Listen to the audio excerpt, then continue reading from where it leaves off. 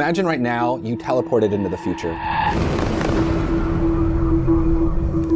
Olympus is done, and you've shipped your last update. And now you're seeing your game, and people playing your game. It's the best game you've ever made. It's career defining. It's incredible. You're stoked. You now have a Vine video to send back to your old self. So you have 6 seconds to convey this idea. What did it look like? What was the tone? What was the gameplay? You have to convey that in 6 seconds. You, to your current day self that you're sending this video back to, they have to understand that, and that's gonna guide them to make that game. And so it's an interesting way to kind of look at like, well, yeah, vision's supposed to carry you through things. It's not just to when we ship, it's gotta be like a long-term thing. And then on top of that is the why we're here. Like that's the kind of mission statement of the team. Like that goes between games. That should live forever.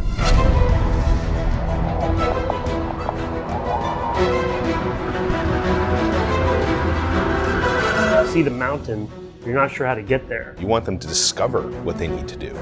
So you have to take them on an emotional journey that makes them want to discover more. Finding like vision, like it's interesting, it's hard, it's really, really hard, but it's driving me to keep pushing. You give something for people to rally around, and they will rally, and they'll do their best work.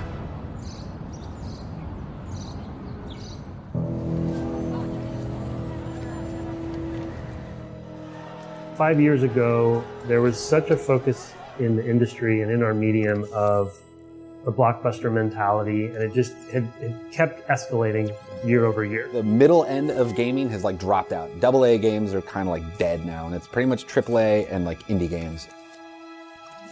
Influentially, we kind of assumed the bubble would break, or they would just break under stress, right? And we started losing track of sort of the soul of it all. Our new dog model is taken from high-resolution scans of an actual SEAL team service dog. I think games in general got into this very kind of like, give me your hand, let me walk you through an experience.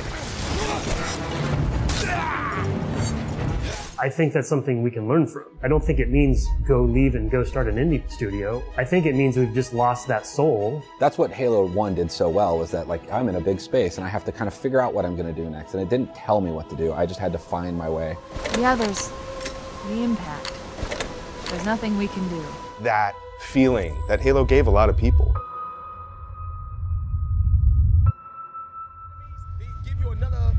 Checkpoint, and you gotta go over here, and they coming down with all these ships, and they trying to get you. I think that's a feeling you can get from any game you play that is done that really speaks to you. And I'm hoping that we're kind of coming around to wanting to find that soul again. How do I like help this all become a thing that all is one piece? The development that we're going through is like the game we're trying to make. How do we share things? How do we learn from each other? How do we leverage each other's knowledge? Or how do we just get in a room and all riff together and like come up with ideas? Like that's really inspiring to me. We have to be able to navigate through the wilderness and be okay with adapting to what we discover. Asking ourselves why, like why do we come to work? What is our team's job? We've thrown tech at a problem, right? We make it high tech. We're like, just put a bunch of science fiction on that shit, and it's like, go, go, go. But now I think I want to be more thoughtful about it, and I think Nick does too. Like, okay, let's pick our battles. What is the purpose of Arena in the greater picture of Halo? Every time I dropped, because I got the flag and I was fighting, and maybe it's just me actually went off the ground. What is the purpose of Warzone and Firefight and Forge? What do those mean to like our whole thing? That's an important question to ask, and I think we've kind of just gotten comfortable with like, they exist, so let's just do them. We're trying to take a step back and look at the bigger picture. And so how do we find that and bring that indie spirit back into the games? You gain access into the installation and work your way down into its lower chambers. And I'm going to gloss over the actual combat and gameplay in here. It's more about the experience. Even if you have this really compelling idea of a story, if you don't execute on it well, I'm, as a player, not going to care about it. He's hot! Blowing the pins in 5! With CE and with the early games, it was more kind of that World War II, like you're clear cut, right? It's like, I know this has to happen, and I'm the one to do it. What I love about that game is there's moments of like isolation and that kind of like, I'm lost in a bigger world. People kind of relate to that inside. That sense of solitude is important for setting up the mysteries, I think, right? Where you're not gonna have that answer person that is with you all the time, kind of keeping you going. Rolling up on your first kind of Forerunner little cropping or base, like that was a big moment. Like, what is this thing? It was mysterious, it's interesting, and those things kept kind of engaging me to keep pushing further.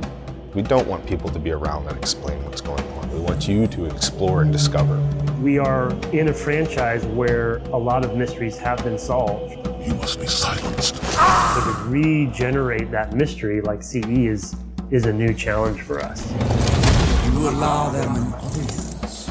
Going back to wanting to unearth those mysteries and having that sort of carrot out there where you want to believe there's something more. Make it kind of their story, because I think when you're having those, sometimes it's a long walk or a long drive in your hog. You're constantly traveling to that belief, like you're using your faith and your belief that there's a solution to that mystery. You're looking around and you're kind of imagining yourself in that place, and what would you do there, and oh, where am I going? Oh, what's that thing over there? I want to go there. And I think that it leads to that sense of wonder and that personal feeling of that desolation and the kind of isolation and loneliness that kind of pushes the adventurer's journey. And you get to interface into that when you go and find it. If we can get back to that core feel, and some of that is the solitude I mentioned, and kind of returning to the classic chief feel, but also the ring, right? The ring is a simple concept you can understand. And just making that feel like it's enough that feels believable. That's the other hard part, is to make sure it feels believable. So not too much, not too little, and finding that sweet spot of like, that feels like if I close my eyes, I believe that that is really happening. That sense of wonder and that sense of like feeling like a child again. Exploring something that's bigger than you, I think that'll keep people always coming back.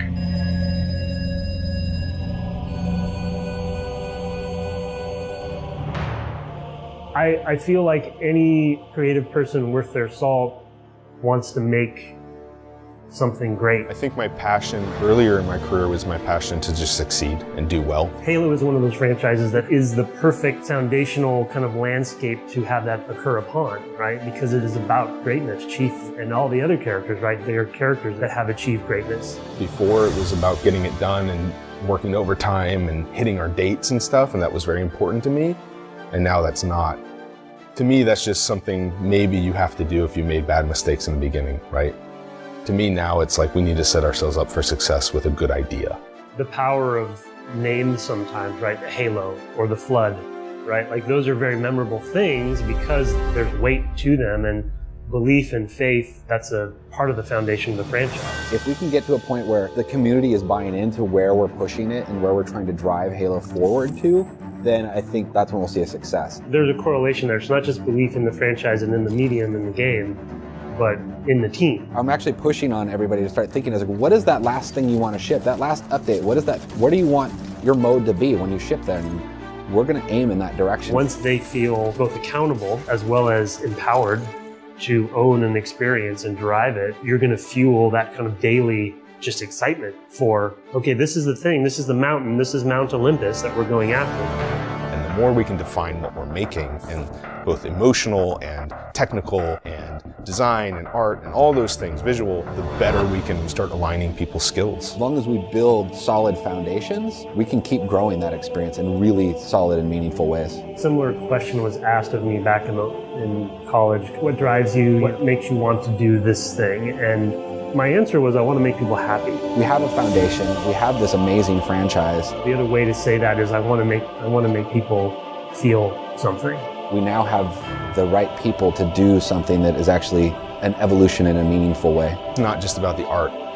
It's not just about the design. It's not just about the UI. It'll be all the smart choices we made along the way that come together into something really awesome.